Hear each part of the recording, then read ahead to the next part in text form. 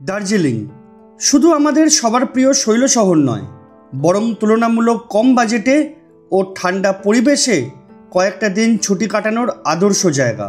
এখন অফবিট দার্জিলিং নামে বেশ কিছু গ্রাম দিনে দিনে জনপ্রিয়তা লাভ করলেও দার্জিলিং এমন একটা চেনা জায়গা যেখানে বিভিন্ন ফ্যান্সি খাবার, গমগমে মেল রোড, সুন্দর প্রকৃতি, টয় ট্রেনের ঝিকঝিক আওয়াজ ও শ্বেতশুভ্র কাঞ্চনজঙ্ঘা সবই আছে। হয়তো তাই আমার মতো অনেকেরই মন ভালো করার ঠিকানা এই দার্জিলিং। কিন্তু এবার আমার ইচ্ছে একটু অন্যরকম। পায়ে হেঁটে দেখব আমার এই পছন্দের শহর। মূলত কয়েকটা সাইট সিন পয়েন্ট দেখার সাথে কিছু অচেনা গলি বা বাঁকের সাথে আলাপ করব, কিংবা লোকাল মানুষের মতো সাইড হয়ে টয় ট্রেনের হুইসেল শুনব। আর সেই উদ্দেশ্য নিয়ে গত 18ই জুন বাড়ি থেকে বেরিয়ে প্রথমে NBSTC রকেট বাসে শিলিগুড়ি, তারপর সেখান থেকে 105 টাকার বাসে দার্জিলিং পৌঁছে একটা বাজেট হোটেলে চেক ইন করেছিলাম, যা দেখিয়েছি আগের দুটো পর্বে। আর আজকের এই ভিডিওতে দেখাবো আমার চোখে দেখা বৃষ্টিস্নাত সবুজ দার্জিলিং, যেখানে মেঘ আর রোদ্দুরের সম্পর্ক ঠিক যেন টম অ্যান্ড জেরির মতো, যার জন্য আমার ভালোবাসার দার্জিলিং হয়ে ওঠে আরও মায়াবী।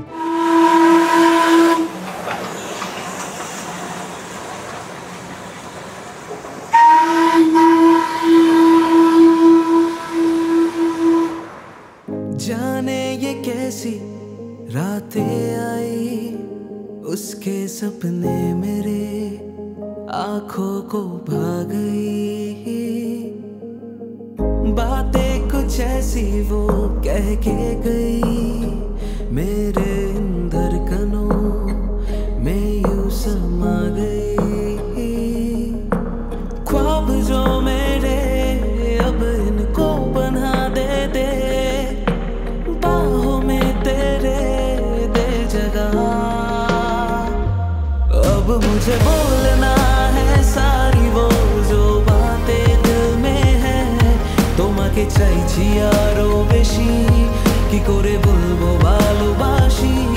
কে अब खोलना है सारी वो जो राज दिल में है, তোমার ঠোঁটে মুচকি হাসি আমি বড্ড ভালোবাসি। হ্যালো বন্ধুরা, welcome to Rider Escape YouTube channel. আজ 19শে জুন, এখন সময় দুপুর 1:30। আমি এখন রয়েছি দার্জিলিংয়ে।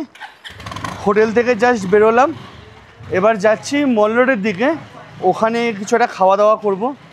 ইনিশিয়ালি আমার প্ল্যান ছিল মহাকাল রেস্টুরেন্টে যাব বাঙালি খাবার খাওয়ার জন্য। এখন এই ওয়েদারে না অন্য কোথাও যেতে ইচ্ছে করছে না, পুরো মেঘে ঢেকে গেছে একদম, দেখো।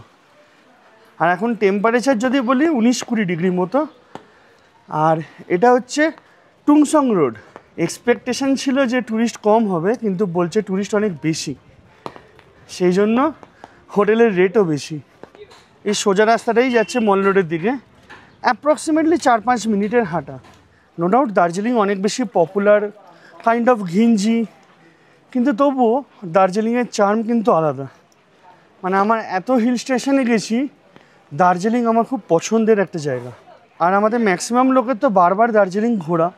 যদি কয়েকটা দিন একটু ছুটি কাটানোর চিন্তাভাবনা থাকে, যে একটু ভালো খাওয়া দাওয়া করবো, ভালো পরিবেশে সন্ধেবেলা বা সকালবেলাটা কাটাবো, একটু চেনা রাস্তায় ঘুরবো, পাহাড়ে ঠান্ডার মধ্যে অবশ্যই, তাহলে দার্জিলিং আমার মতে বেস্ট চয়েস।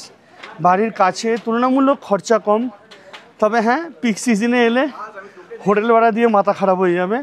প্লাস যদি বাই চান্স ভাবো যে না একদিন একটুখানি এসছি এখন সাইট সিন করবো, গাড়ি ভাড়াটা অনেক বেশি।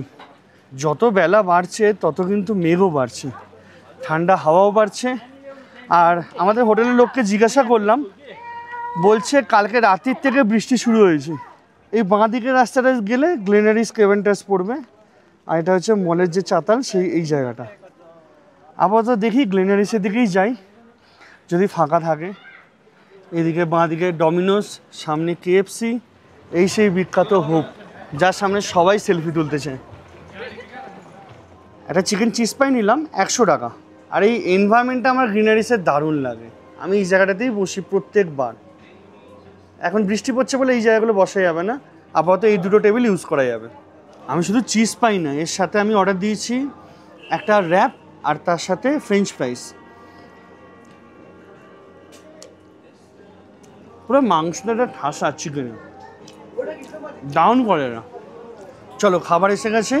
এদিকে চিকেন মায়ো র্যাপ আর এখানে হচ্ছে ফ্রেঞ্চ ফ্রাইস। এটা 125 আর এটা বোধ হয় 250। এটা আমার ফেভারিট জিনিস। আর এখানেই ইনফ্যাক্ট আমি প্রথমবার বিশ্ব বাংলার কাসুন দেখে আমি প্রেমে পড়ে গেছিলাম। আগে বিশ্ব বাংলার বোতলেই দিত, এখন এটার মধ্যে রেখেছি। এই কাসুন্দিটা অনেক ঘন হয় আর টেস্ট খুব ভালো, মানে ঝাঁসটা খুব ভালো হয়।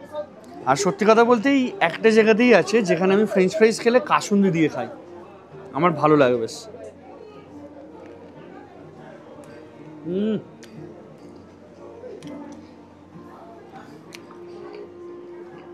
আকাশ যদি পরিষ্কার থাকে এর সামনে থেকে কাঞ্চনজঙ্ঘা দেখতে পাওয়া যায়। যেমন কেভেন্টাস ফেমাস কাঞ্চনজঙ্ঘা দেখতে পাওয়ার জন্য, এটাও কিন্তু ফেমাস। তবে ফুল রেঞ্জটা দেখা যায় না, ম্যাক্সিমামটা দেখা যায়। দারুণ সুন্দর খাবার খেলাম। র্যাপটা দারুণ ছিল, ওটা যদি বাইরেটা একটু গ্রিল করে দিত আরও বেশি বেটার হতো। ফ্রেঞ্চ ফ্রাইসটা তো নর্মাল যেমন হয় সেরকম। তারপরে আমি আবার একটা পেস্ট্রি খেয়েছি। মোটামুটি একটা গোটা দিনের যে খাবারের বাজেট থাকে সেটা একটা জায়গাতেই ওভার হয়ে গেছে। একই পথে হোটেলে ফিরে কিছুক্ষণ রেস্ট নিলাম, তারপর আবারও বেরোলাম দার্জিলিংয়ের প্রাণ ম্যাল রোডে একটু সময় কাটাবো বলে।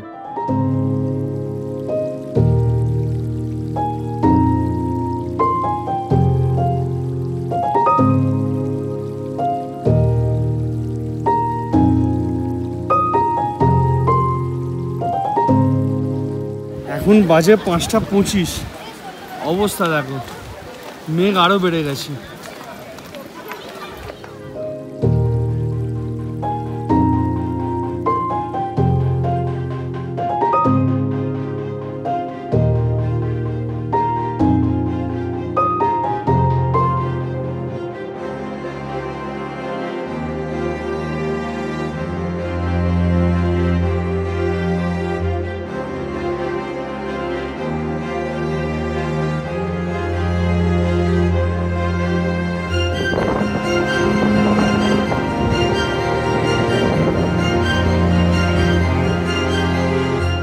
এই মেঘে ঢাকা মায়াবী পরিবেশে হাঁটতে খুবই ভালো লাগে। কিন্তু এখন দার্জিলিং মেলে দাদা দিদিদের চা বিক্রি পুরোপুরি বন্ধ। নিউ মহাকাল মার্কেটের শীতের জামা কাপড়ের সব দোকান চলে গেছে ভানুভবনে, আর চা কফি ভুট্টা ইত্যাদি পাওয়া যাচ্ছে মেলের কোণে যে আস্তাবল আছে সেখানে। ফাইনালি চা পেয়ে গেছি। এখানে কাঁচের কাপে দেয়, ওই যে দিদিগুলো বলছিলাম। এখন ওই নিউ মহাকাল মার্কেটে ওই সাইড থেকে পুরো উঠিয়ে দিয়েছে, মেলেও বসতে পারবে না। ঘোড়ার রাস্তা বলে সামনে বসেছিল। দারুণ। কে বলবে এখন অফ সিজন বর্ষাকাল। চা খেয়ে আরও কিছুক্ষণ মেলের সময় কাটিয়ে তারপর 100 টাকার 1 প্লেট চিকেন মোমো খেয়ে ফিরে গেলাম হোটেল। এইভাবে শেষ হলো প্রথম দিন। Good morning. আজ 20 জুন, এখন সময় 8:32।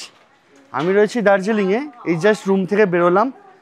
প্রথমে যাব দার্জিলিং মেলে, ওখানে গিয়ে চা খাবো, তারপরে আজকে জার্নি শুরু করব। জার্নি ঠিক না বলতে পারো, পায়ে হেঁটে দার্জিলিং ঘোরা। এটা আমার অনেক দিনের ইচ্ছে ছিল, প্লাস এবারে দরকারও আছে বলতে পারো। যাত্রার আগে এই হাঁটাটা যত অভ্যেস হয়ে যাবে তত ভালো। আর আমার এই হোটেলটা টুংসুং রোডে, বা বলতে পারো আপার টুংসুং রোড। তোমাদেরকে রাস্তা যে ডিভাইড হচ্ছে ওই জায়গাটা বোঝাচ্ছি সামনে গিয়ে। আর এখন এখানে টেম্পারেচার হচ্ছে 18 ডিগ্রি মতো, বেশ সুদিং ওয়েদার, কিন্তু ঠান্ডা চিল হাওয়া দিচ্ছে। এই নিচের রাস্তাটা চলে যাচ্ছে লোয়ার টুংসুং রোড, আর এই দিকে উপরের রাস্তাটা যাচ্ছে জাকির হুসেন রোড। আর আমি যে রাস্তাটা দিয়ে এলাম, এই গাড়িটা বেরোচ্ছে একদম সোজাসুজি, এটা টুংসুং রোড বা আপার টুংসুং রোড। আর এই দিকে ঘোরালে এই রাস্তাটা সোজা চলে যাচ্ছে মেলের দিকে, হাঁটা পথে 2 থেকে 3 মিনিট। তোমরা যদি তুলনামূলক একটু কম বাজেটে দার্জিলিংয়ে থাকতে চাও আর মেলের কাছে থাকতে চাও, তাহলে এই 3টে রাস্তার মধ্যে অনেক হোটেল আছে, থাকতে পারো। ইনফ্যাক্ট এই যে আপার টুংসুং রোড, ওখানে মাছের দোকানও দেখলাম, একদম টাটকা মাছ কাটছে। যদিও জানি না, মাছ সম্বন্ধে অত আইডিয়া নেই। সকাল সকাল বাচ্চারা স্কুলে যাচ্ছে।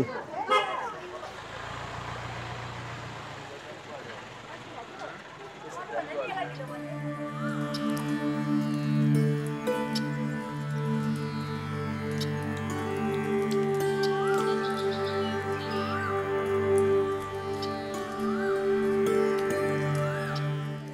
মেল রোডের ওপরে যারা ওই চা কফি বিক্রি করতো, মোমো বিক্রি করতো, তাদেরকে তুলে দিয়ে না খুব বাজে হয়েছে। ও থ্যাংক ইউ। এই যে ফ্যামিলিটা ছিল হঠাৎ করে বলছে এনাকে দেখি, আমার নাম মনে পড়েনি, হয়তো ভিডিও দেখেছেন। কালকে যে আস্তাবলের ওখানে চা খেয়েছিলাম, ইনফ্যাক্ট সেই জায়গাটাও কেউ নেই। এখন আমি যাচ্ছি কেভেন্টার্সের দিকে, এখান থেকে গিয়ে যদি এটা কোনো চা পাই তাহলে খাবো, তারপরে গান্ধী রোড ধরে হাঁটা শুরু করব। আজকে প্রথমে যাব পিস পাগোড়া, অ্যাপ্রক্সিমেটলি 3 কিলোমিটার মতো হবে। তারপর ওখান থেকে একে একে ডালি মনেস্ট্রি, এখানে তারা মন্দির রয়েছে সেইটা, তারপরে বাতাসিয়া লুপ, ঘুম মনেস্ট্রি, এগুলো দেখব। আজকের ফোরকাস্ট যদি বলি তাহলে বলছে 9টা-10টার মধ্যে বৃষ্টি হতে পারে, এবার দেখা যাক কি হয় না হয়।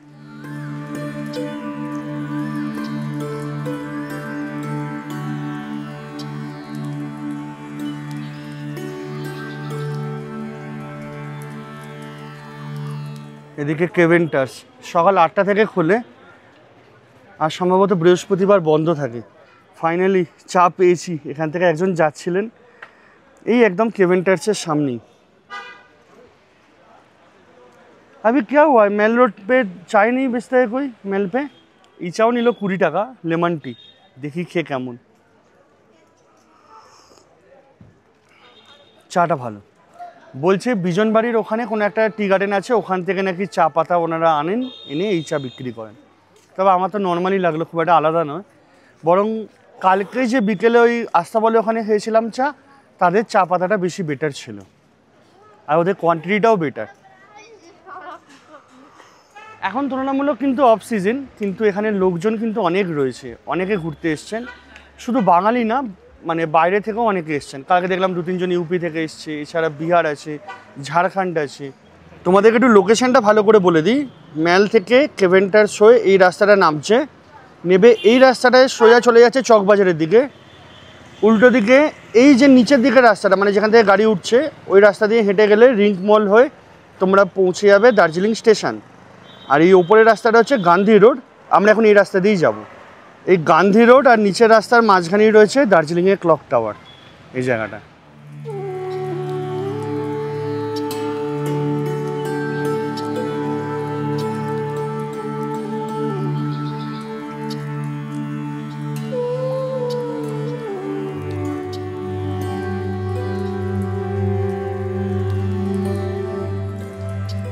তোমাদের দুটো কথা বলে দিই। প্রথম, দার্জিলিংয়ের প্রত্যেক রাস্তাতেই তোমরা হোটেল পাবে। তোমরা যদি আগে থেকে বুক করে আসো তাহলে একবার জেনে নিতে পারো হোটেলের সামনে থেকে পিক আপ ড্রপ হবে কি না। এছাড়াও তোমরা যদি নিজের গাড়ি বা বাইক নিয়ে আসো তাহলে পার্কিং আছে কি না সেটা জেনে নেবে, না হলে কিন্তু অনেকটা করে হাঁটতে হতে পারে। আর কিছু কিছু রাস্তা খুব স্টিফ, কিছু রাস্তা একদম অল্প স্টিফ বা প্লেন, অতএব সেটাও তোমরা চাইলে জেনে নিতে পারো।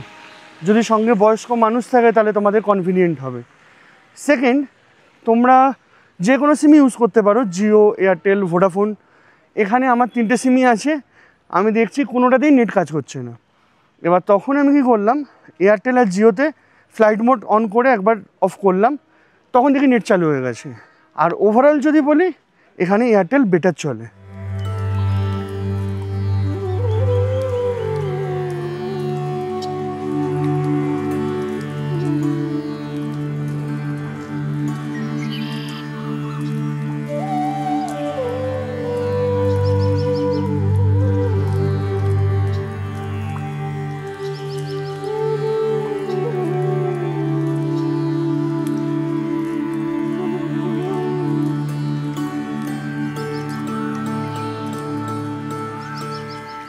আমরা এই রাস্তাটা দিয়ে উঠলাম, এখানে দারুণ সুন্দর একটা ভিউ পয়েন্ট রয়েছে, যদি এখন মেঘে ঢাকা।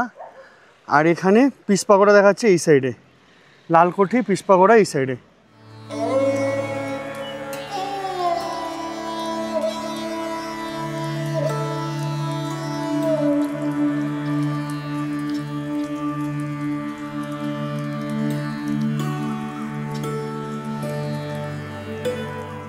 পিস পাগোড়া ঢোকার আগে পুরো জাম লেগে গেছে, লম্বা লাইন।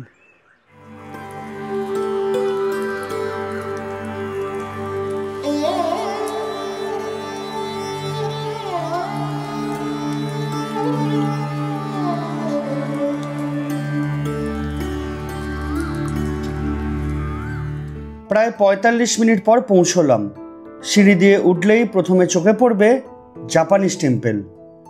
এই জাপানি মন্দিরটি নির্মাণ করেন জাপানের বিখ্যাত বৌদ্ধ সন্ন্যাসী নিকিদাৎসু ফুজি। জাপানি ধাঁচে তৈরি এই মন্দিরের ভেতরে অনেক কিছুই কাঠের তৈরি। ভেতরে ঢুকলে এক অদ্ভুত শান্তি অনুভব হয়। প্রতিদিন সকাল ও বিকেলে এখানে ধ্যান ও পুজো পাঠ হয়, যেখানে ড্রাম বাজানো সহযোগে শান্তির প্রার্থনা করা হয়। জাপানি মন্দিরের পাশেই কিছু পা হাঁটলেই রয়েছে শান্তিস্তূপা বা পিস প্যাগোডা, যা 1992 সালে উদ্বোধন করা হয়। ভারতে টোটাল 7টি পিস প্যাগোডা রয়েছে: লাদাখ, রাজগীর, বৈশালী, ওয়ার্দা, দিল্লি, ভুবনেশ্বর এবং দার্জিলিংয়ে। এই প্যাগোডা বিশ্ব শান্তির প্রতীক। এখানে গৌতম বুদ্ধের জীবনের 4টি প্রধান ঘটনা খোদাই করে দেখানো রয়েছে, যা হলো জন্ম, মহাবিন্যাস, মহাবোধিলাভ, মহাপরিনির্বাণ।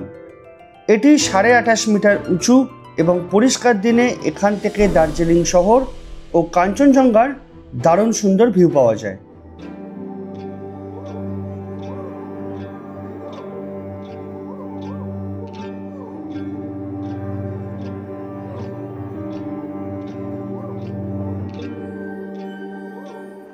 আমি কম করে হলেও 3 থেকে 4 বার এসেছি এই পিস প্যাগোডা জাপানিজ টেম্পলে, কিন্তু সত্যি কথা বলতে কোনোবার এত ট্যুরিস্ট দেখিনি, এই প্রথমবার।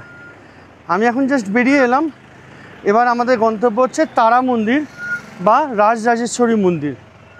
আমি এই মন্দিরটা যাতায়াতে অনেকবারই দেখেছি, কিন্তু কোনোবারই ভেতরে যাইনি। আজকে যাব। এখান থেকে মোটামুটি 2.5 কিলোমিটার মতো দূরে। এবার আমাদেরকে নামতে হবে মেন যে হিলকার্ট রোড আছে সেখানে, মানে যে রাস্তা দিয়ে টয় ট্রেন যায় বা তোমরা দার্জিলিংয়ের দিকে আসো সেই রাস্তায়। তবে হাঁটাটা ভালো লাগলো, একটুখানি কষ্ট হচ্ছিল, কারণ সত্যি কথা বলতে পাহাড়ে চলার তো অভ্যেস নেই, একটু তো অসুবিধা হয়। এই পিস প্যাগোডা থেকে নামার সময় এখানেই একটা খাবারের দোকান দেখতে পাচ্ছি, দেখি এখানেই তেমন হলে ম্যাগি ওয়াই কিছু একটা খেয়ে নেবো।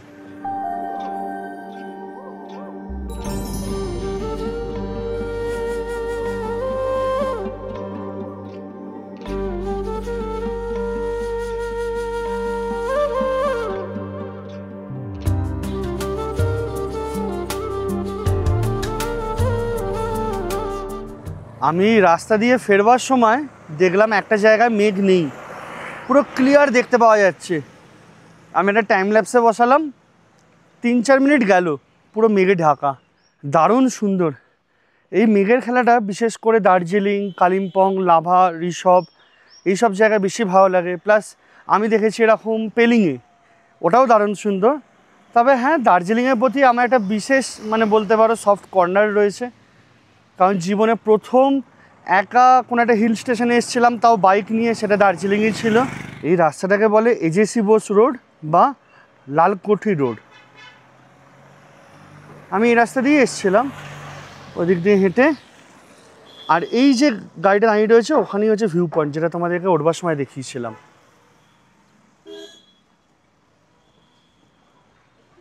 তোমরা যদি দার্জিলিংয়ের কাছে কোনো অফবিট গ্রামে না গিয়ে দার্জিলিংয়ের কাছাকাছি থাকতে চাও আর তুলনামূলক ফাঁকা জায়গায় থাকতে চাও, তাহলে এই সব জায়গাতেও হোটেল আছে, হোমস্টে আছে। ইনফ্যাক্ট এই যে পিস প্যাগোডা গেলাম, ওর যে মেন এন্ট্রান্স গেটটা রয়েছে ওখানেও একটা হোমস্টে রয়েছে, তোমরা এইসব জায়গাতেও থাকতে পারো। তবে দাম সম্বন্ধে আমার কোনো আইডিয়া নেই। আর এখানে এইসব হোটেলগুলো একটু বড় বড়ই আছে, মনে হয় রেট ভালোই হবে। ভালো জায়গাটা, বেশ ভালো। এখানে একটা মন্দির রয়েছে, কিন্তু গেট বন্ধ আপাতত। মহাদেব রয়েছেন ওখানে। এই জায়গাটা যেহেতু একটু হাইটে, এখানকার যে হাই রাইজ প্রপার্টিগুলো আছে মোটামুটি 3 তলা 4 তলা, যার সামনে কোনো অবস্ট্রাকশান নেই, সেখান থেকে সম্ভবত কাঞ্চনজঙ্ঘা দেখতে পাওয়া যাবে আমার মনে হলো। কারণ এখানে বেশ প্রিমিয়াম হোটেলই রয়েছে, কিন্তু রিসর্ট রয়েছে, হোটেল রয়েছে ভালো। আর তোমরা যদি এই রাস্তায় গাড়ি, স্কুটি বা বাইকে করে আসো, তাহলে রাস্তা কিন্তু বেশ চড়াই, গিয়ারের ভালোই কাজ হবে। স্কুটিতে গিয়ার নেই, কিন্তু তবুও দাঁড়ালে একটুখানি হয়তো বেশি রেস দিয়ে তারপর তুলতে হবে। এই রাস্তাটা সোজা চলে যাচ্ছে মল রোডের দিকে, ক্লক টাওয়ার পড়বে। এটা গান্ধী রোড, যেটা নেমে যাচ্ছে। আমরা এখন এই রাস্তা দিয়েই যাব। আর এই ওপরের যে রাস্তাটা, এটা হচ্ছে লালকুঠি রোড। যেটাতে আমরা গেছিলাম পিস পাগোড়ার দিকে। এখানে আসার পর একটা বোট পেলাম, এই শিলিগুড়ি, কার্শিয়াং, সোনাডা, তাকদা, কালিম্পং, গ্যাংটক এই রাস্তাটা দিয়ে চলে যাচ্ছে। এটা গান্ধী রোড, আর আমরা এখন নিচের রাস্তাটা দিয়ে যাব। ইনফ্যাক্ট আমাকে পিস পাগোড়া যাওয়ার জন্য গুগল এই রাস্তাটাই সাজেস্ট করছিল। আমি উপরের রাস্তাটায় গেছিলাম লেখা দেখে, আবার মেঘে ভর্তি হয়ে যাচ্ছে। এরম করতে করতে যদি একবার পরিষ্কার হয়ে যায় আর কাঞ্চনজঙ্ঘা দেখতে পাওয়া যায় তাহলে দারুণ লাগবে। এই ওয়েদারটা সব ভালো, শুধু কাঞ্চনজঙ্ঘা দেখা যায় না। মেনলি যারা কাঞ্চনজঙ্ঘা দেখবার জন্য দার্জিলিংয়ে আসছে তাদের ক্ষেত্রে এই ওয়েদারটা ভালো না। আদারওয়াইজ তোমরা যদি দার্জিলিংকে এনজয় করতে চাও তুলনামূলক ফাঁকায়, তুলনামূলক কম খরচে, তাহলে এই সময়টা আসতে পারো।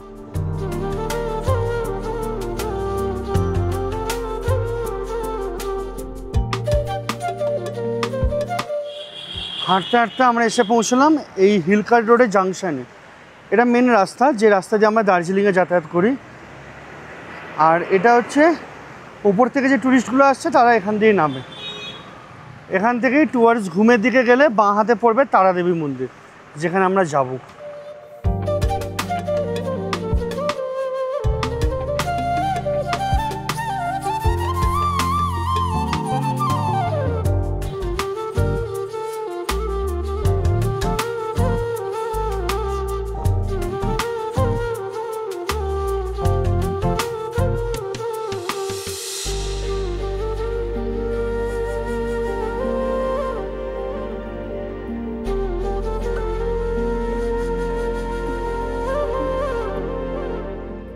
এখানে স্টিম ইঞ্জিন টয় ট্রেনে কয়লা দেওয়া হচ্ছে।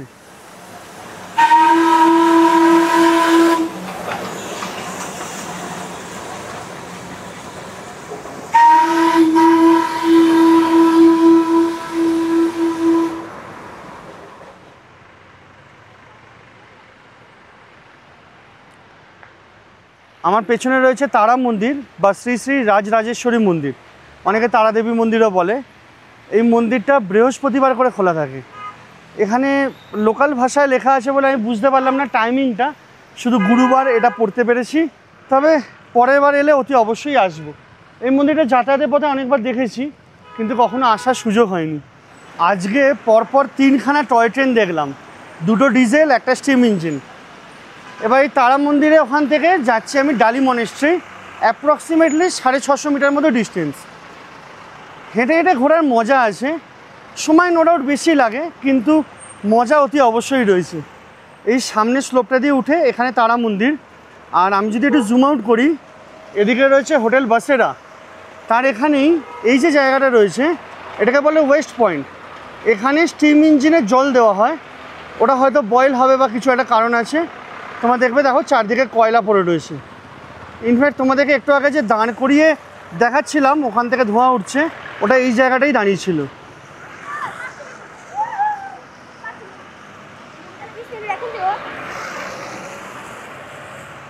দার্জিলিং থেকে ঘুমের দিকে যাওয়ার পথে এই যে রাস্তাটা নেমে যাচ্ছে এদিক দিয়েই যায় রক গার্ডেন। প্রথমে পড়বে অরেঞ্জ ভ্যালি টি গার্ডেন, তারপরে রক গার্ডেন, তারপরে গঙ্গা মাইয়া পার্ক। এই রক গার্ডেন কিন্তু এখানে যতগুলো সাইট সিন প্যাকেজ রয়েছে তার মধ্যে বাই ডিফল্ট থাকে না, এখানে যাওয়ার জন্য এক্সট্রা টাকা নেয়। রক গার্ডেনের জন্য কিছু গাড়ি নেয় 500, কিছু গাড়ি নেয় 700। আবার তারপরে গঙ্গা মাইয়া পার্ক গেলে সেখানে আবার কিছু টাকা এক্সট্রা। তোমরা যদি রক গার্ডেনের দিকে যাও তাহলে এই অরেঞ্জ ভ্যালি টি গার্ডেনে তোমরা যেতে পারো। আর এমনিতে নিয়ে যায় ওদিকে লেবংয়ের দিকে একটা টি গার্ডেনে। এই গার্ডেনটাও ভালো, কিন্তু এখানে ফাঁকা। ওখানে যেমন কি ভর্তি তোমার চায়ের দোকান, চা পাতা কেনো, এই দোকানে দাঁড়াও, ওই দোকানে দাঁড়াও, এরকম গল্প আছে। অরেঞ্জ ভ্যালি টি গার্ডেন কিন্তু অনেকটা বেশি ফাঁকা। আর একটা জিনিস হচ্ছে এই রক গার্ডেনের রাস্তা প্রচণ্ড স্টিফ, মানে তোমরা যদি যে কোনো ডিস্ক ব্রেকওয়ালা গাড়ি নিয়ে যাও এতটাই স্টিফ তোমাদেরকে মোটামুটি ব্রেক ধরেই নামতে হবে। ব্রেক গরম হয়ে গেলে তখন পুরো ব্রেক ফেল হওয়ার মতো পরিস্থিতি হবে। আর ইনফ্যাক্ট উঠবার সময়ও বাইক বা স্কুটি যদি ভালো পাওয়ারফুল না হয়, প্লাস যদি চালানোর স্কিল অতটা ভালো না হয়, তাহলে এই রাস্তা দিয়ে ওঠা কিন্তু খুব মুশকিল। অনেকে ফেঁসে যায়, এখানে পড়ে যায়, লাগে। তো সেই জন্য এই যে বাইক রেন্টাল কোম্পানিগুলো আছে এখানে দার্জিলিংয়ে, বাইক ভাড়া নিতে পারবে, স্কুটি ভাড়া নিতে পারবে, তারা কিন্তু এই রাস্তাটা যেতে বারণ করে। অনেকে বলে যে ওই রাস্তায় গেলে অ্যালাউ নেই, অনেকে বলে ওটা আপনার রিস্ক, কোনো কিছু হলে আমরা দায়িত্ব নেব না। মোদ্দা কথা অ্যালাউ নয় বা রেকমেন্ডেড নয়, সব থেকে ভালো কথা। চলো এসে গেছি প্রায় ডালি মনেস্ট্রি, মোটামুটি 150 মিটার 200 মিটারের বাকি রয়েছে। পাহাড়ি সোল হোমস্টে, ভালো লোকেশন, বেশ দারুণ লাগছে। এ দেখো টয় ট্রেনের লাইন ছিল ওই সাইডে, এবার এই সাইডে চলে এলো। এটার মেন কারণ হচ্ছে পাহাড়ি রাস্তায় যখন চড়াই উঠতে হয় বা নামতে হয় তখন জিগজ্যাগভাবে নামলে সুবিধা হয়, উঠবার সময় কষ্ট কম হয়, নামার সময় স্ট্রিপটা তুলনামূলক একটু কমে যায়, সেটা সুবিধা হয়।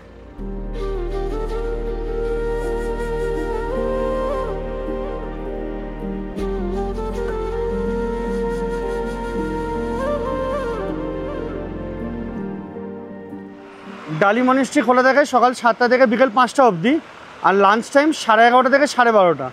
সোমবার বন্ধ। আর আমি এসছি দেখো 12টা 1।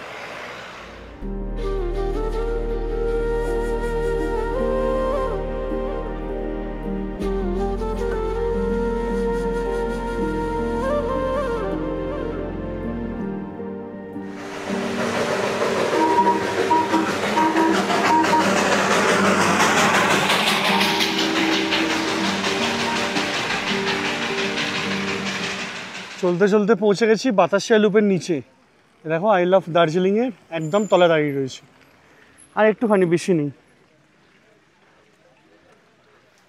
বাতাসিয়া লুপের দুটো এন্ট্রি আছে, এদিকে একটা যেখানে লেখা রয়েছে গোর্খা ওয়ার মেমোরিয়াল বাতাসিয়া, এখানে টিকিট কাউন্টার, কেটে তোমরা উপরে উঠতে পারবে। আর একটা একটু আগে যেটা মেন এন্ট্রান্স, আমি এটা দিয়ে ঢুকবো আর মেন এন্ট্রি দিয়ে বেরোবো।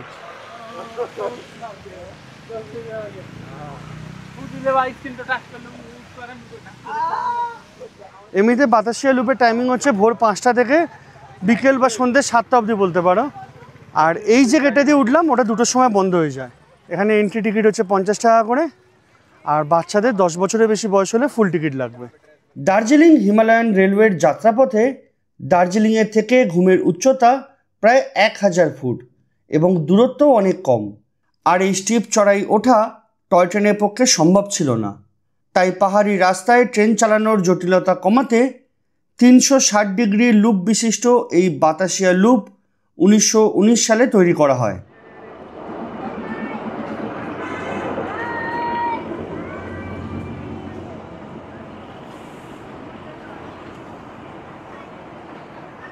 এখানে জয় রাইড এসে কিছুক্ষণ দাঁড়ায়, যাতে এই সুন্দর পার্কে ট্রেনের প্যাসেঞ্জার ও ভ্রমণার্থীরা টয় ট্রেনের সাথে ছবি তুলতে পারে।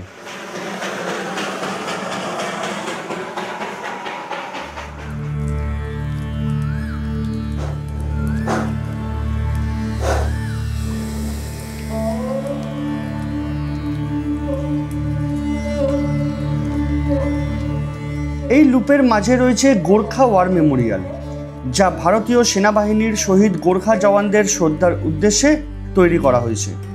আর পরিষ্কার আকাশে এই সৌধের ঠিক পেছন বরাবর দেখা যায় কাঞ্চনজঙ্ঘার অপরূপ দৃশ্য। দার্জিলিংয়ের দিক থেকে লাইনটা আসছে, এসে এরকম তলা দিয়ে গিয়ে পুরো বাতাসিয়া লুপটাকে ঘুরে তারপর আবার হাইট গেইন করে এখান থেকে বেরোচ্ছে।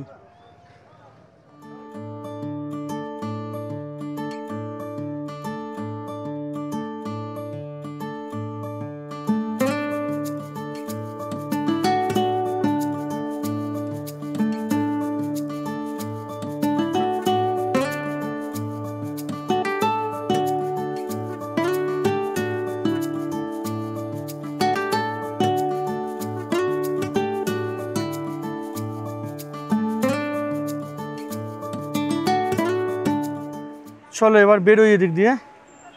এটা হচ্ছে মেন এন্ট্রান্স, আমি যেটা দিয়ে ঢুকেছিলাম ওটা পেছন দিকটা।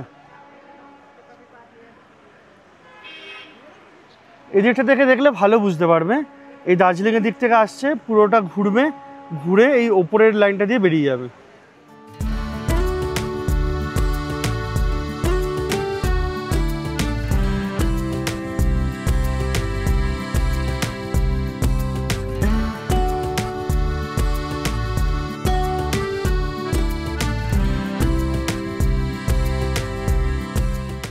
দার্জিলিংয়ের দিকে এখন পুরো মেঘলা ওয়েদার, যদিও রাস্তাঘাট এখন পরিষ্কার দেখতে পাওয়া যাচ্ছে, কিন্তু আকাশ মেঘলা।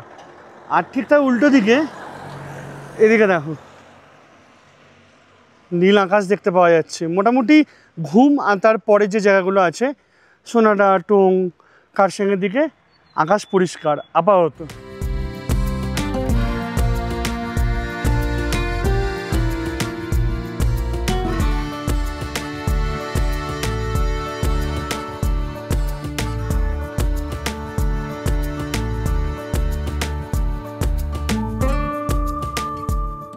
ঘুম মনেস্ট্রি, এই বৌদ্ধ বিহারটি প্রতিষ্ঠিত হয় 1850 সালে এবং এটি দার্জিলিং অঞ্চলের প্রাচীনতম তিব্বতীয় বৌদ্ধ মনেস্ট্রি, যা খোলা থাকে প্রতিদিন সকাল 9টা থেকে সন্ধ্যে 6টা পর্যন্ত।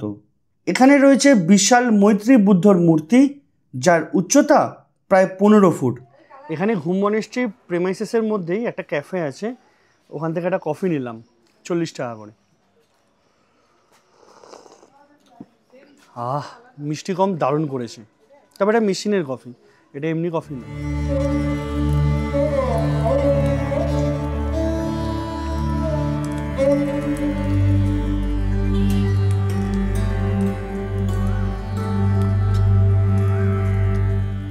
এসে পৌঁছলাম হিমালয়ান রেলওয়ের এক ঐতিহাসিক স্টেশন ঘুম স্টেশনে।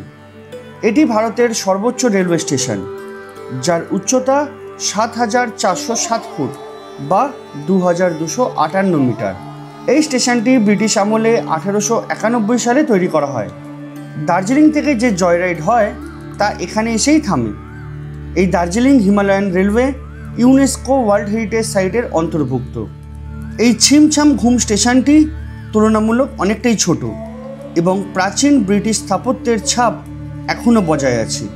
পাশে রয়েছে একটা ছোট্ট রেলওয়ে মিউজিয়াম, যেখানে দার্জিলিং হিমালয়ান রেলওয়ের ইতিহাস তুলে ধরা হয়েছে। তবে জয়রাইড করলে আলাদা করে টিকিট কাটার কোনো প্রয়োজন নেই।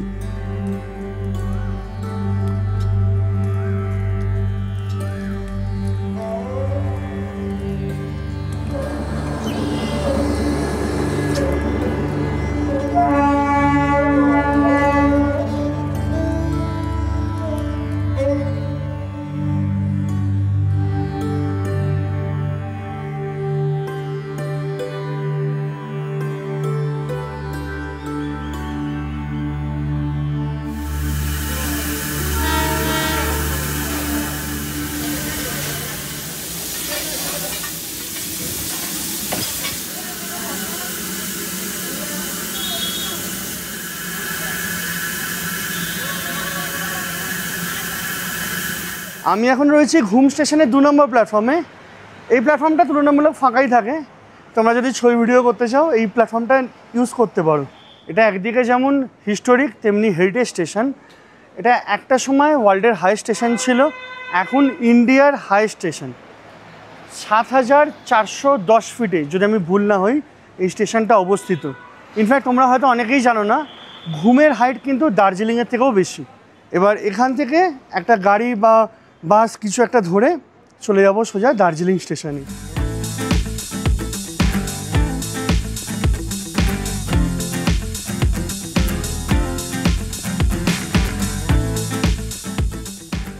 দার্জিলিং হিমালয়ান রেলওয়ের অন্যতম দার্জিলিং স্টেশন 1881 সালে ব্রিটিশ আমলে মূলত চা ও যাত্রী পরিবহনের জন্য তৈরি হলেও এখন এটি পর্যটকদের জন্য এক ঐতিহ্যবাহী আকর্ষণ। 1999 সালে ইউনেস্কো ওয়ার্ল্ড হেরিটেজ সাইট হিসাবে ঘোষণা করা হয়েছিল।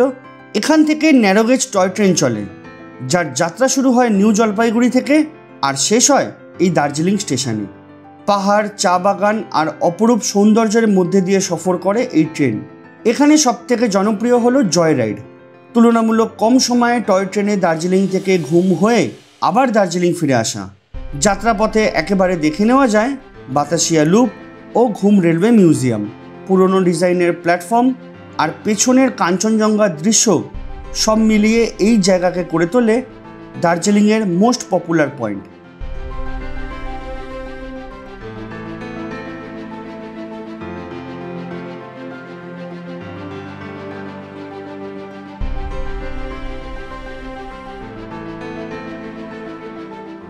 দার্জিলিং স্টেশনে টোটাল 3খানা প্ল্যাটফর্ম আছে। এদিকে একটা, এখানে একটা আর এই সাইডে একটা। এটাকে বলা হয় টার্ন টেবিল। এখানে আগে ইঞ্জিন আসতো, এসে এটা পুরোটা রোটেট হতো, তাহলে ইঞ্জিনের মুখ যদি ওদিকে থাকতো তাহলে রোটেট হয়ে আবার এদিকে ঘুরে যেত। এখন ট্রেনের ইঞ্জিন এই সাইড দিয়ে ঢুকে ওখান থেকে এগিয়ে গিয়ে আবার এই লাইন ধরে ব্যাক করে আসে। এখানে ইন্টারচেঞ্জিং আছে, এখান থেকে আবার ব্যাক করে এসে এখানে কোচে লাগে।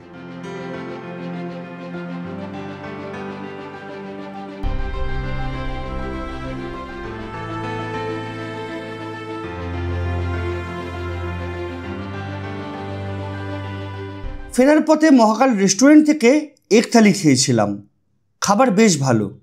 আর বিকেলটা যথারীতি কাটিয়েছিলাম ম্যাল রোড আর অবজারভেটরি হিল ভিউ পয়েন্টে।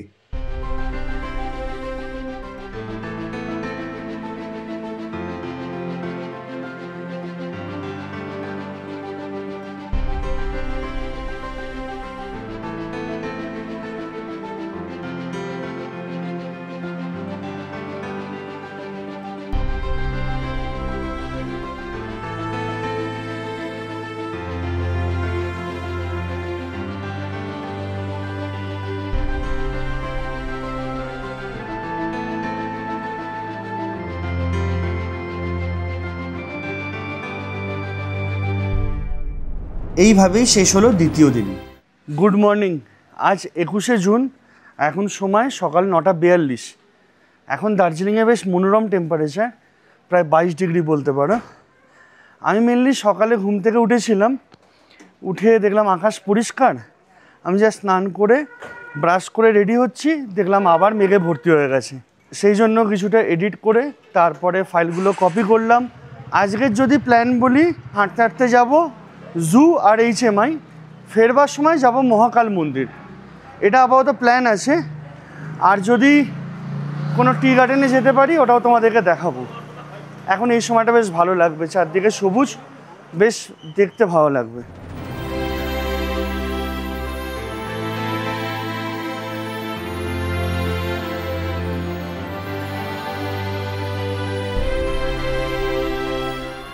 আমি রাস্তাটা দিয়ে হেঁটে এলাম অবজারভেটরি পয়েন্টের দিকে। এই বাঁ দিকে চলে গেলে ভানু ভবন হয়ে পৌঁছে যাবে ম্যাল রোডে। আর এই যে গাড়িগুলো যাচ্ছে, আমরা এখন এই রাস্তা দিয়ে জুয়ের দিকে যাব।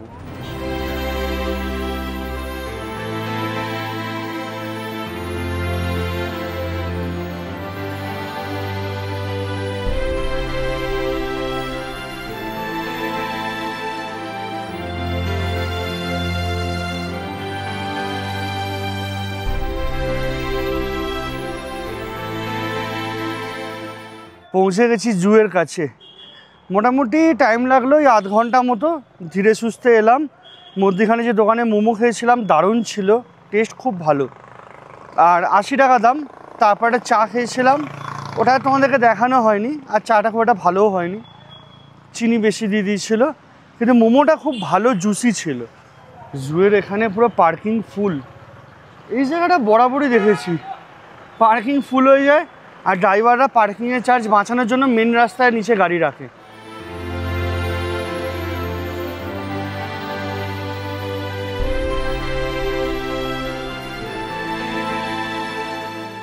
দার্জিলিংয়ের অন্যতম আকর্ষণ Padmaja Naidu Himalayan zoological park বা দার্জিলিং চিড়িয়াখানা। এটি প্রতিষ্ঠিত হয় 1958 সালে এবং এটি ভারতের সবচেয়ে উচ্চতায় অবস্থিত চিড়িয়াখানা। এই চিড়িয়াখানা মূলত হিমালয় অঞ্চলের বিপন্ন প্রজাতির সংরক্ষণ ও গবেষণার জন্য বিখ্যাত। এখানে দেখতে পাবে বিরল snow leopard, red panda, Himalayan black bear, তিব্বতীয় নেগড়ে এবং আরও অনেক পাহাড়ি প্রাণী। পার্কটি খোলা থাকে সকাল 8:30 থেকে বিকেল 4:30 অবধি।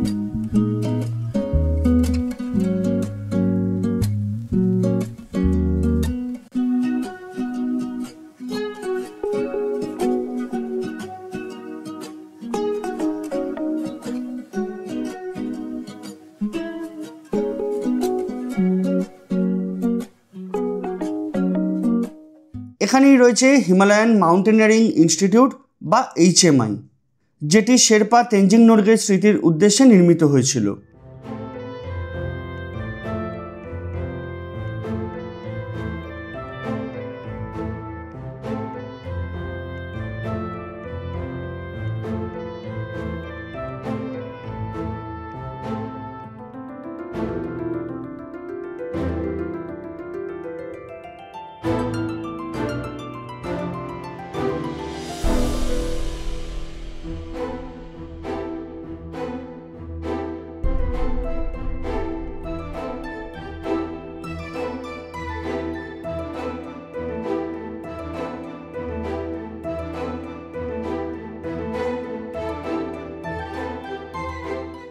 জু আর HMI দেখার পর এবারে আমাদের গন্তব্য দার্জিলিং রোপওয়ে।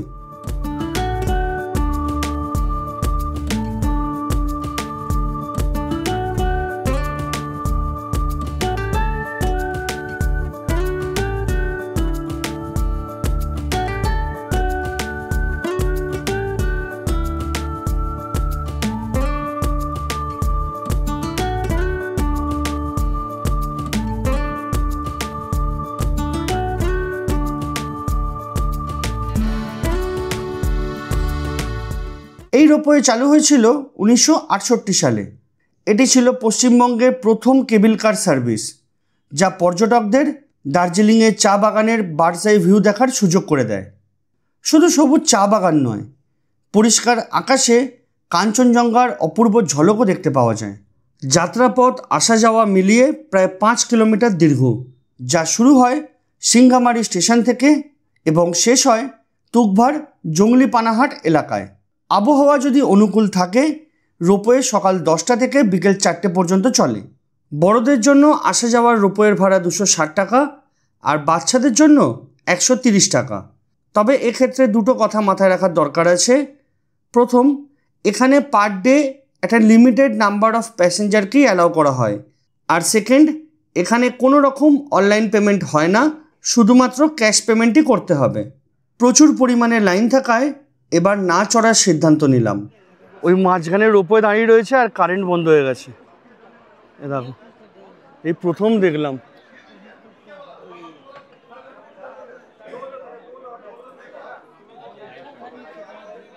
এদের কি অবস্থা হচ্ছে ভগবান জানে। আর মেঘ দেখা এত ভরে গেছে যে এখন দেখাও যাচ্ছে না রোপওয়েটা ভালোভাবে। এই একদম আবঝাপ হয়ে যাচ্ছে। এবার চালু হলো।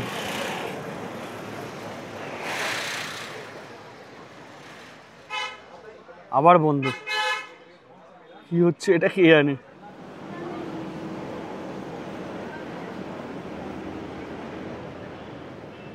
পুরো খাড়া সিঁড়ি এটা। যদি এটা প্রথমবার আমি যাচ্ছি না, আমি আগেও অনেকবার গেছি বা উঠেছি, কিন্তু সিঁড়িটা খাড়াই। এইটা রোপওয়ের ওপর থেকে আসার শর্টকাট সিঁড়ি। এই রাস্তাটা চলে যাচ্ছে দার্জিলিং ম্যালের দিকে, মানে মেন রাস্তার দিকে। আর আমি এখন এদিকেই যাব। এখানে পড়বে হ্যাপি ভ্যালি টি এস্টেট। আর এই দিক দিয়ে যদি তোমরা যাও তাহলে এখানে পড়বে তেনজিং রক বা গম্বু রক বলতে পারো। এছাড়া ভগ্নী নিবেদিতার বাড়ি আর লিবং টি গার্ডেন এদিকে পাবে।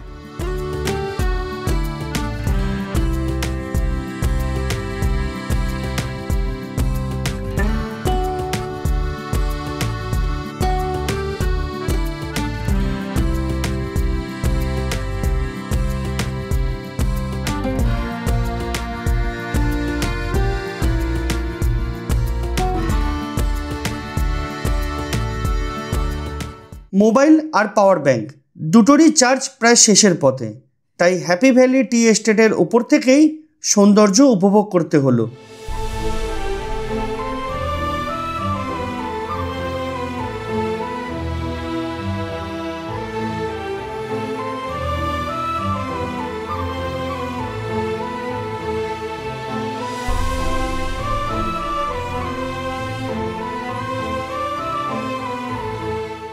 শর্টকাটের চক্করে একটা অত্যন্ত স্টিপ রাস্তায় উঠে গেছি। প্রায় 500-600 মিটার ধরে উঠেই চলেছি। 40 ডিগ্রি হবে স্টিপ। এখানে রয়েছে রামকৃষ্ণ শিক্ষা পরিষদ বয়েজ হায়ার সেকেন্ডারি স্কুল। এখানেই এত গলির মধ্যেও প্রচুর হোমস্টে আছে। এই রাস্তা ধরে সোজা চলে গেলে পড়বে হচ্ছে জু, আর এইদিকে সোজা চলে গেলে মেন রোডের দিকে।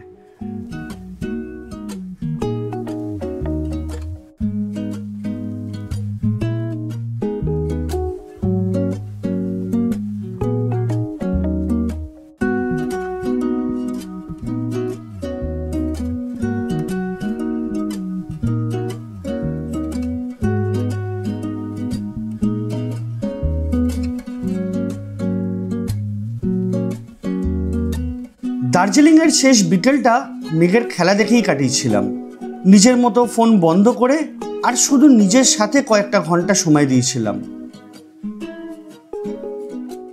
Good morning. আজ 22শে জুন, সকাল 5:15। চারপাশের পরিবেশ দেখে বুঝতে পেরে গেছো আজকে মেঘ কেটে গেছে। ইনফ্যাক্ট আমাদের হোটেলে যে ব্যালকনি আছে সেখান থেকে দেখলাম ঝকঝকে লাগছে, আর কিছু কিছু জায়গায় মেঘ জমে রয়েছে, খুব সুন্দর। সেখানে তাড়াতাড়ি করে রেডি হয়ে বেরিয়েছি। আজকে আর ওই ব্রাশ করে স্নান করে কোনো টাইম নষ্ট করিনি, জাস্ট জ্যাকেট আর প্যান্টটা পরে বেরিয়ে পড়েছি। যদি কাঞ্চনজঙ্ঘা দেখতে পাই 16 গলা পূর্ণ হবে। চলো এবার তাড়াতাড়ি করে হাঁটি। আর প্ল্যান তোমাদের বলে দিই, অবজারভেটরি পয়েন্টের ওখানে যাব, যতটা পারবো তোমাদের দেখাবো, নিজে দেখব, তারপর যাব মহাকাল মন্দির, তারপরে হোটেলে এসে ব্যাক করে এখান থেকে চেক আউট করবো। কি দারুণ দেখতে লাগছে, দেখো দারুণ লাগছে। এই কত নিচে মেঘ।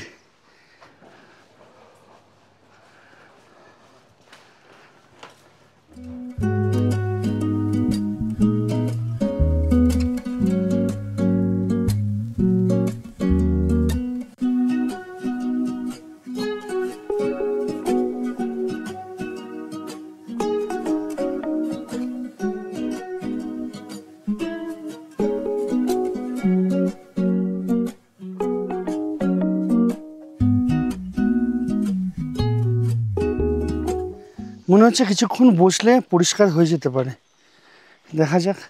ওই মেন রোডে যেখানে নিউ মহাকাল মার্কেট ছিল আগে, মানে ডান দিকের রাস্তা, ওখান থেকে এলে এর আগের যে ভিউ পয়েন্ট সেটা পেলাম, ওটা প্রথম, এটা সেকেন্ড।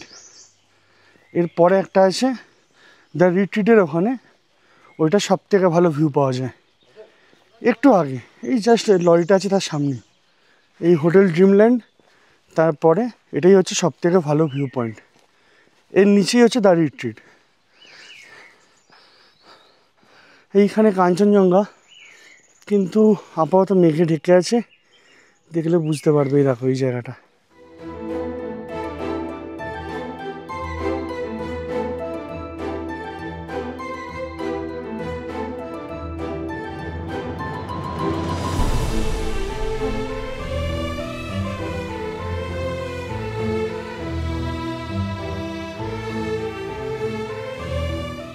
এখন বাজে 6:34। এতক্ষণ বসে থেকে কাঞ্চনজঙ্ঘা তো দেখতে পেলামই না, পুরো মেঘে পুরোপুরি ঢেকে গেল। তার উপরে আমি যে ভিউ পয়েন্টে বসেছিলাম সেটাও পুরো মেঘে ঢেকে গেল। যাই হোক, এবার যাচ্ছি মহাকাল মন্দিরের দিকে। আমি প্রত্যেকবার মেলের ডান দিকে নিউ মহাকাল মার্কেট যে ছিল আগে, ওর পাশে সিঁড়ি দিয়ে উঠতাম। এবারে এই বাঁ দিকের রাস্তাটায় দেখলাম একটা রাস্তা রয়েছে, লেখা আছে ওয়ে টু মহাকাল মন্দির। ওই দিকটা দিয়ে যাব। এই দিকটা দিয়ে কোনোদিনও যাইনি, হয়তো গাড়ি যায় মহাকাল মন্দির, আমি জানি না। আমি তো সিঁড়ি দিয়েই যেতাম। একটুখানি দেখতে পেয়েছি কাঞ্চনজঙ্ঘা, যেটা তোমাদেরকে দেখালাম, একদম তলায় একটু সাদা সাদা বরফ দেখা যাচ্ছিলো। জানি না তোমরা বুঝতে পেরেছো কি না। যাই হোক, পরের বার হবে, একসাথে তো সব হতে পারে না। এদিকে রয়েছে আরজে রিসর্টস, এদিকে ভানু ভবন, আর এই সোজা রাস্তাটা চলে গেলে দুটো রাস্তা ভাগ হচ্ছে, একটা গান্ধী রোড, আর বাঁ দিকের রাস্তাটা চলে যাচ্ছে মেন রোডের দিকে। আর এখানেই এই যে বাঁ দিকের রাস্তাটা উঠছে, এটাই লেখা আছে এখানে মহাকাল টেম্পল। দেখি এই রাস্তাটা দিয়ে।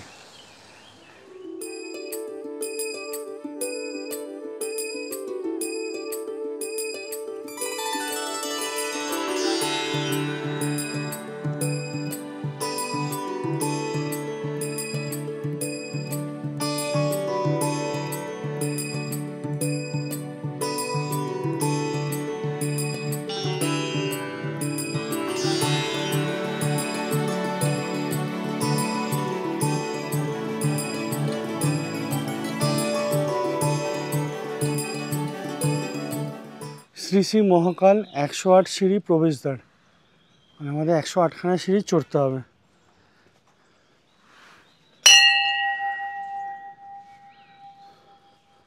এইদিকে ভানু ভবনের বেশ দারুণ সুন্দর ভিউ দেখতে পাওয়া যাচ্ছে, দেখো।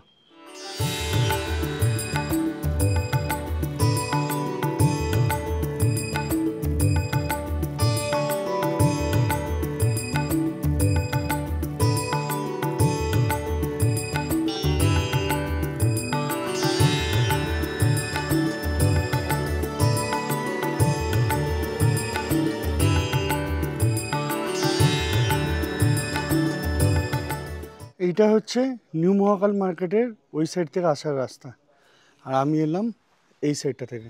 মহাকাল মন্দির মেন রোডের ঠিক উপরে অবজারভেটরি হিলে অবস্থিত। এই মন্দিরটি একদিকে যেমন হিন্দু ধর্মের জন্য পবিত্র, তেমনি বৌদ্ধ ধর্মাবলম্বীদের কাছেও এটি সমানভাবে শ্রদ্ধার। এখানেই দেখা যায় এক অপূর্ব ধর্মীয় সহাবস্থান, একদিকে শিবলিঙ্গ আর অন্যদিকে প্রার্থনা চক্র ও বৌদ্ধ পতাকা। এটি শুধু মনের শান্তি নয়, ধর্মীয় মিলনের এক অদ্ভুত নিদর্শন। কথিত আছে এই জায়গাতেই প্রাচীন দার্জিলিং মনেস্ট্রি ভুটিয়া বস্তি মনেস্ট্রি ছিল, যা পরবর্তীতে স্থানান্তরিত করা হয়।